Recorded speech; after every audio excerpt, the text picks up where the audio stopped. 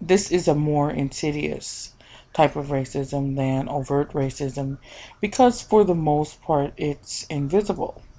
That is to say, it runs below the racism radar, so to speak. Um,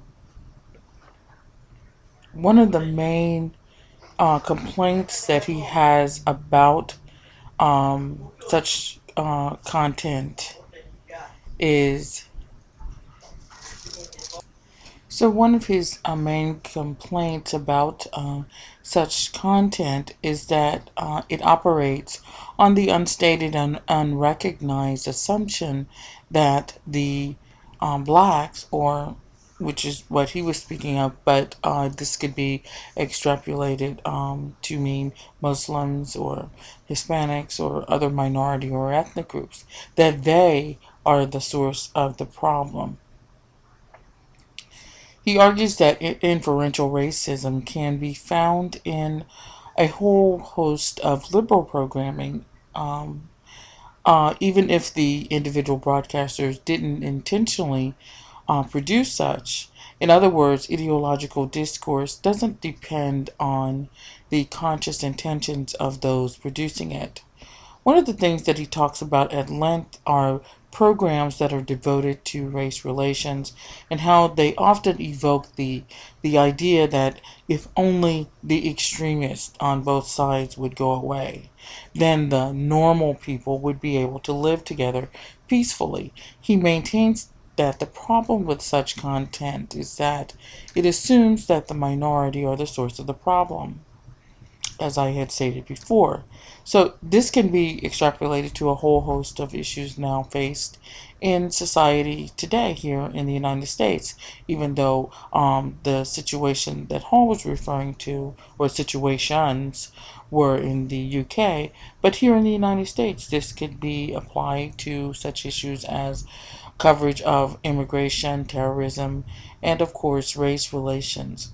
His point is generally that inferential racism and well intended liberal broadcasting can easily go hand in hand because, again, in his words, ideological discourse does not depend on the conscious intentions of those who formulate statements within it.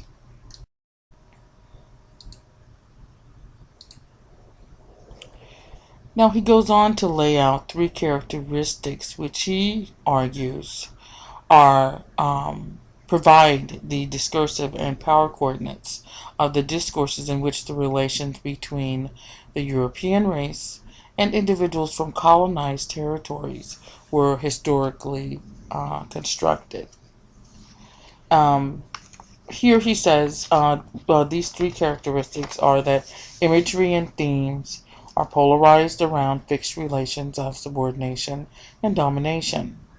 Also, stereotypes are regrouped around the poles of superior and inferior natural species, and that these relations are displaced from the language of history into the language of nature. Natural physical signs and racial characteristics become the unalterable signifiers of inferiority. Now, his main point here is that the unequal relations between European colonizers and subordinate ethnic groups were the result of particular historical relations, such as slavery, um, but that they have been naturalized, these relations, into an order of rank within the subordinate groups being deemed the inferior of the two. One of the more interesting points that he made the article is the notion of the white eye. He says the white eye is absent, but imperializing the unmarked position from which all these observations are made, and from which alone they make sense. The white eye is always outside the frame, but seeing and positioning everything within it. Now, on a side note, controversially, the movie Avatar was accused of being racist by some because of the plot line, which involved a time-honored tradition of the white guy coming to the rescue of the natives.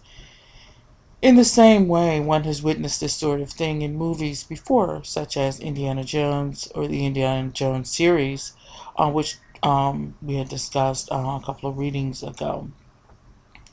Hall goes on to discuss imperialism in new and old media, where more often than not, the white male an adventure for empire, and in the process displays great virtues, while civilizing or putting down the hostile native population.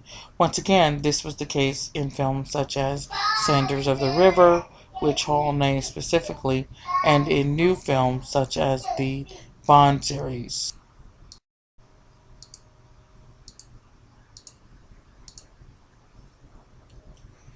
Now this is where Hall describes as some of the base images of what he terms the grammar of race. Um, the slave figure, the native, and the clown. Of course, here we have the familiar figure of Hattie McDaniel from Gone with the Wind, which is very popular in the South and indeed has remained very popular overall. And then, of course, there's Paul Robeson, in his chief role in Sanders of the River, and Bill Robinson, Bojangles, with Shirley Temple in an early film.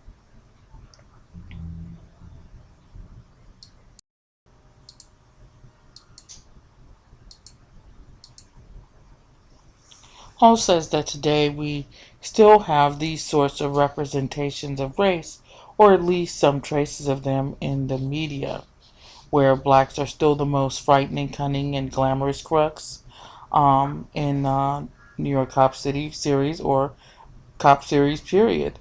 The dependent peoples who couldn't manage for a day without the protection and know-how of their masters in earlier films reappear as the starving victims of the third world, passive and waiting for the technology of the aid to arrive, objects of pity.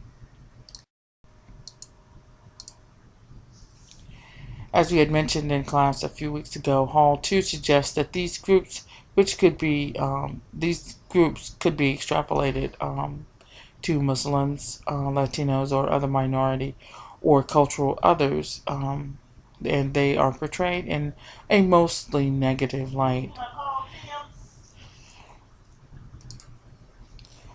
He also delineates the ways that racism can be embedded in programming unsuspectingly.